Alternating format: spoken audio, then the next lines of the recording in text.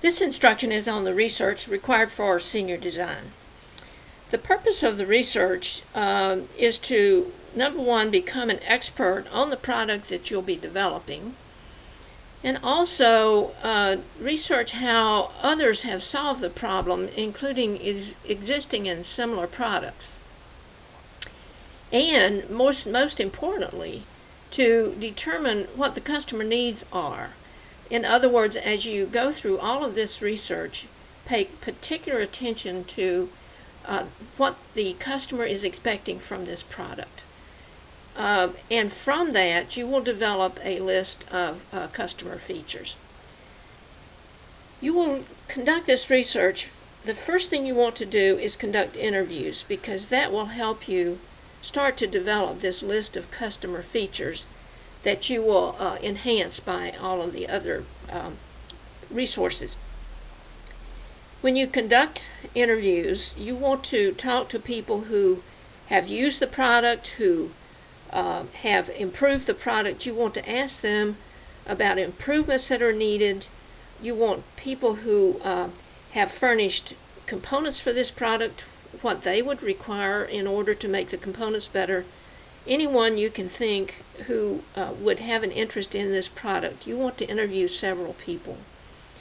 You can also use web searches, obviously. Blogs and forums are excellent because they will certainly give the good and bad of this product.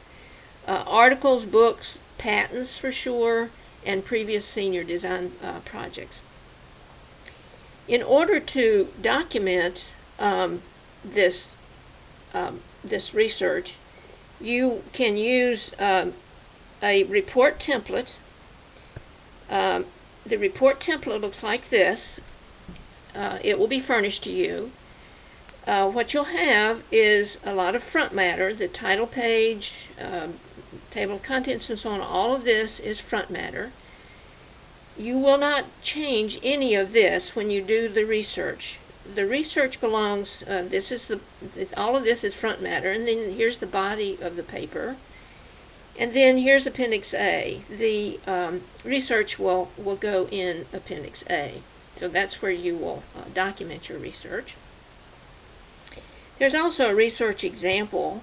I've given you an example where I've put notes so that you can see some feedback on a person's research that was submitted, and take this example, read my notes and make sure you don't make those same mistakes, or add to it and improve it.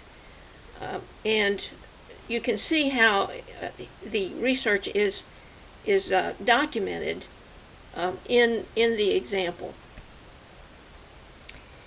When you do any of this research, what you want to be very careful when you do the interviews, you want to listen very carefully for any customer features. If these, and when you write your notes, you want to go through and highlight how this product would perform, how it would look, what is expected of it from the person you're interviewing. When you make your notes, you need to be sure and make careful notes about who you interviewed, some kind of contact information, and when the interview was conducted. So be sure you keep those notes. As you get each resource, you need to, and document that resource in that template.